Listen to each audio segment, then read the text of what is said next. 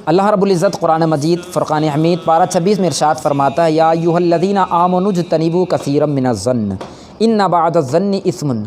ए ईमान वालो, बहुत ज़्यादा गुमान करने से, किसी के बारे में सोचने से बचा करो, इज्तिनाब करो, बचा करो, क्योंकि बहुत ज़्यादा गुमान, कभी कभी अक्सर गुमान हमें गुनाह की तरफ ले जाते हैं।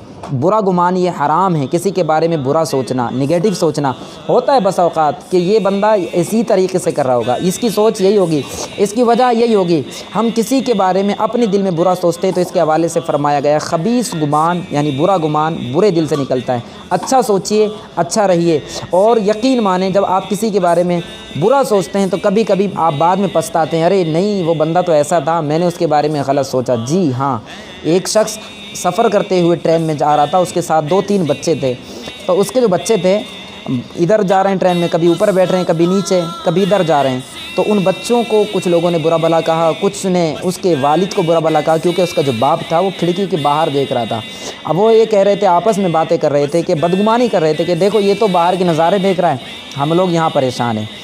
कुछ लोगों ने चेमगोइयाँ शुरू की। एक शख्स उनमें से उठा और उठ कर के जो शख्स ट्रेन के बाहर देख रहा था, जिसके बच्चों से लोग कुछ परेशान थे, तो उसने उसका हाथ पकड़ कर के खींचा। जैसे ही उसका बाजू पकड़ा और उसकी तरफ देखा तो उसके 2 मोटे मोटे आंसू बह रहे थे। अब वो शख्स हैरत में पड़ गया कि ये रो रहा है, हम तो समझ रहे बाहर का नज़ारा देख रहा है। अब ये परेशान हो गया ना।